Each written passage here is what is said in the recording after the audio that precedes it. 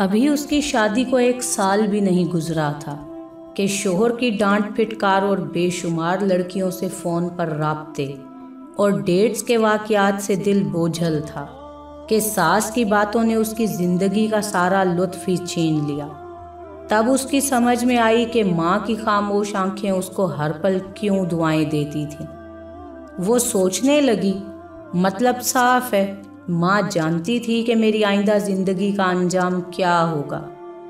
लेकिन वो पढ़ी लिखी थी, एक अज़्म के साथ उठी और दिल में कहा, माँ मैं आपकी तरह घुट घुट कर मरने वालों में से नहीं, अपने हक के लिए अपने बाबा से कहूँगी।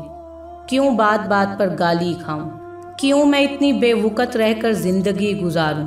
हर छोटी बड़ी बात पर मार खाऊं? उफ, बाबा ने छुआ तक नहीं, माँ ने इतने लाड से पाला। बाबा तो मुझको लक्ष्मी कहते थे, भाग भरी कहते थे। बैग उठाकर घर चली आई। उसको दरवाजे में देखते ही सबके चेहरे फक थे, हैरान परेशान सब उसका चेहरा देख रहे थे। बाबा ने माथा नहीं चूमा, भाई ने हाथ से बैग भी नहीं लिया। माँ का सांस तो जैसे रुक ही गया था, जैसा ये उस पर भी इंकशाफ था कि रिश्ते बदल गए हैं।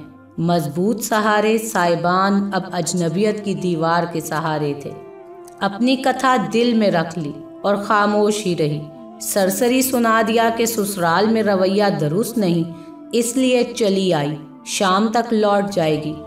बाबा ने कहा, बिटिया रानी, रब भी बंदे से 5 वक्त मोहब्बत का तकाजा करता है। तुम भी अपने शोहर को मोहब्बत महसूस करवाओ, अपनी कमी महसूस करवाओ।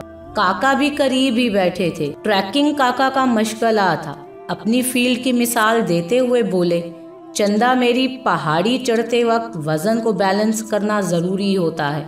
रिश्ते की रस्सी में कमज़ोरी पैदा करने वाले अवामिल, शक, बेतमादी, फरमाइशों और शिकायतों के वज़न को कम कर दो। देखो ज़िंदगी की चोटी तक आसानी तक पहुंच जाओगी। और वो बोझल कदमों से लॉन में आई। माँ की खामोश आंखें किचन से कह रही थी, मेरी लाडो, बंद मुट्ठी लाख की खोलेगी तो खाक दी। ये मर्दों की खामोश नफ्सियाती चोट कोई नहीं देखता। हर मर्द को औरत से यकसां शिकायत है और औरत की सिर्फ इतनी मांग कि उसको शोहर मान सम्मान दे।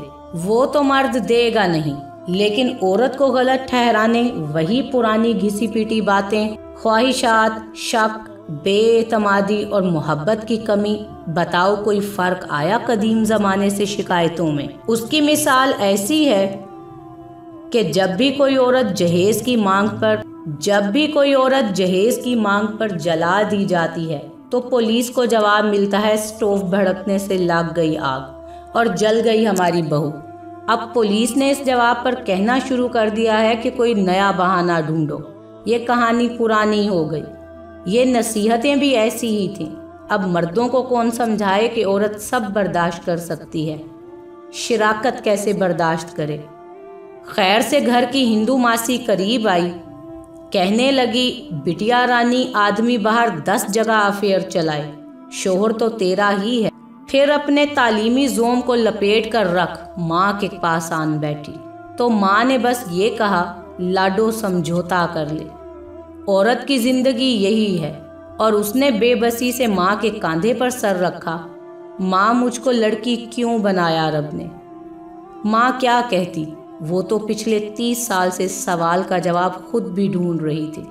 कल वो जिस आंगन में उदासी और बेबसी सबकी नसीहत लेकर बोझल कदमों से लौटी थी, पूरे 1 हफ्ते बाद भाई, बाबा और काका उसको दफना कर लौटे थे कि गैस सिलेंडर फट गया था और माँ कह रही थी कि बंद मुट्ठी लिए मेरी बच्ची चली गई। उसको तो अपने दिल का हाल कहने का भी मौका ना दिया, ना बाप ने, ना भाइयों ने, ना काका ने और ना माँ ने।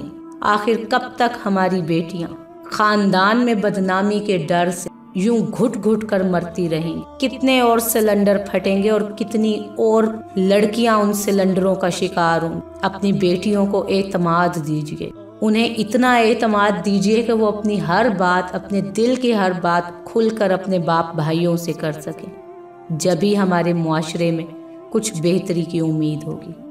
सोचिए ज़रा।